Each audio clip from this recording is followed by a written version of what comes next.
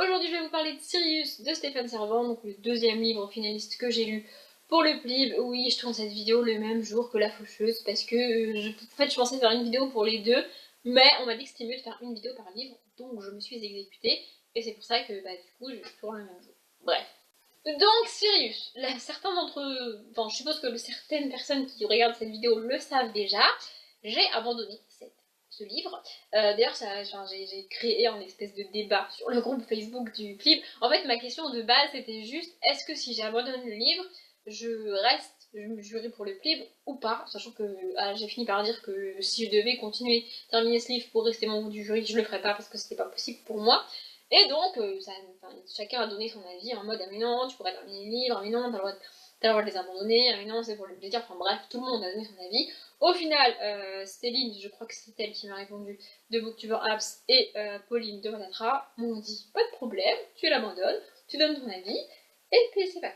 Voilà, donc j'ai abandonné Sirius. Donc pour l'histoire, c'est l'histoire de Kid et d'Avril qui vivent dans la forêt. On est c'est une espèce de dystopie dans plusieurs années pour nous, et il y a eu une espèce de guerre super méga mondiale où tout le monde s'est entretué, il y a eu des maladies, enfin bref, le monde ne ressemble plus du tout à ce que nous on connaît aujourd'hui. Et donc Avril a pris son petit frère Kid, qui n'est pas vraiment son petit frère, enfin bref, et ils sont cachés dans la forêt, en fait ils vivent dans la forêt depuis 5 ans je crois. Jusqu'au jour où il y a plusieurs événements qui vont succéder au début, même si le récit est assez lent, mais j'y reviendrai, qui vont faire qu'ils sont obligés de partir de là où ils vivent, et donc on va commencer un espèce de road trip à travers la forêt. Le problème c'est que, en fait, j'ai vu pourquoi les gens avaient aimé ce livre, j'ai vu pourquoi les gens disaient que c'était beau, ils disaient que c'était magnifique, que c'était une belle histoire, et je suis d'accord avec eux, mais le problème c'est que moi, plus j'avançais dans le livre et plus je détestais. Voilà, je dis pas que je déteste le livre parce que je l'ai pas terminé, mais le personnage de Kid, je le supporte plus. À un moment donné, j'ai envie de le tarter. J'ai envie de. Je peux plus le supporter, il est insupportable ce gamin, je peux plus. Et du coup, c'était très compliqué pour moi de continuer le livre alors que l'histoire est centrée sur Kid et sur sa relation avec Avril. Parce que Kid a un espèce de don. C'est pas un pouvoir, c'est un espèce de don qu'il a. Je vous dis pas c'est quoi. Et du coup, l'histoire est centrée sur lui, et vu qu'il y a rien, en fait, il y a rien à part eux qui se baladent dans la forêt. Du coup, à partir du moment où tu n'aimes pas l'un des deux personnages, ça devient très compliqué de passer outre, en fait. Il y a plusieurs personnes qui m'ont dit, mais fais avec, passe outre, c'est pas grave. Bon, mais non, si, je peux pas, en fait, je peux pas. Je peux pas lire un livre dans lequel je déteste le personnage principal, c'est pas possible. Pourquoi je le déteste? Alors, en fait, au début, il est très mignon, très gentil, très sympa. C'est le genre de gamin tout à fait innocent et très mignon. Au début, j'avais envie de lui faire un câlin, de lui dire, t'inquiète pas, ça va bien se passer. Au début, en fait, il est innocent, quoi. Il dit des trucs que les gamins ils disent. Quand tu le lis, tu te dis mais non, mais c'est pas ça. Tu dis n'importe quoi. Et c'est mignon en fait. C'est vraiment innocent et vraiment mignon. Sauf que à un moment donné du livre, il y a un événement qui a fait que j'ai commencé à me dire ah, ça va pas le faire avec moi. Je vais essayer de pas spoiler. J'ai un peu spoilé sur le compte Facebook. Je suis désolée.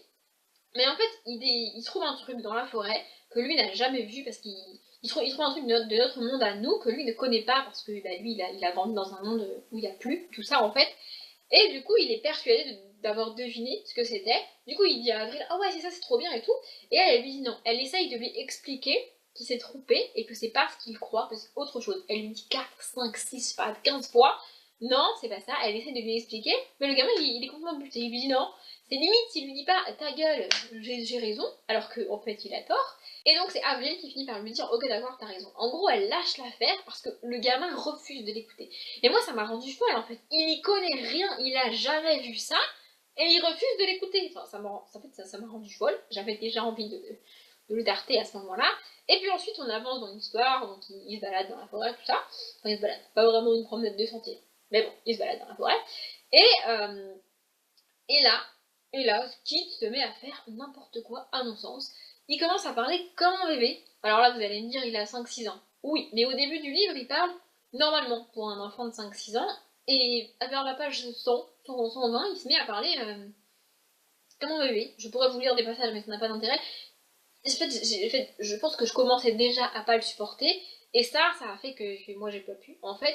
Et puis, du haut de ses 5-6 ans, monsieur se met à parler de lui à la troisième personne. Et là, je me suis dit, non, c'est pas possible, je peux pas. En fait, je peux pas. Et le problème, c'est que si je continue le livre, je vais finir par haïr ce personnage, par haïr l'histoire et par haïr le livre. Et je veux pas haïr le livre, en fait. Stéphane Servan ne m'a rien fait. Donc, comme tous les autres livres que je lis, en fait, je me suis dit, en fait, quand je suis arrivée à la page 134, parce que je me suis arrêtée à la page 134, voilà, je me suis dit, si je continue, je vais finir par haïr le livre, par haïr l'histoire et par haïr l'auteur. Et c'est pas le but, en fait. Je lis pas pour me mettre à détester un auteur qui ne m'a rien fait. Donc, je me suis dit, si je le lisais en dehors du livre, je l'abandonnerais là, maintenant, tout de suite. Surtout que Stéphane Servant est un auteur que j'ai envie de découvrir, j'ai envie de lire d'autres livres de lui parce qu'on en entend beaucoup parler sur Booktube. Et si je me mets à le haïr, ça va pas le faire en fait, ça va pas être possible. Du coup, comme on m'a gentiment autorisé entre guillemets à l'abandonner, et ben je l'ai abandonné parce que je supporte pas qui. Voilà. Moi j'ai envie de tarter ce pauvre gars. Voilà. Alors je pense que quand je vais poster cette vidéo sur le groupe, je vais l'écrire, mais je voulais le dire aussi dans la vidéo. Tout ce que j'ai dit ici n'engage que moi, qui n'énerve que moi. Et en fait, comme je l'ai dit au début, je comprends tout à fait qu'on peut aimer cette histoire et qu'on peut trouver magnifique ce livre. C'est juste qu'au bout d'un moment, moi je ne peux plus supporter Kid. Je n'y arrive plus. Je ne peux pas. C'est pas possible, c'est presque physique. Je ne peux pas supporter Kid.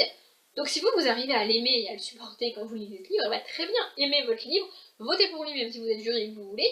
On va dire chacun fait ce qu'il veut, mais moi j'ai pas pu. Voilà, je m'arrête là. Comme d'habitude, je vous souhaite une bonne journée, un bon après-midi, un bon appétit ou une bonne nuit, et je vous dis à bientôt.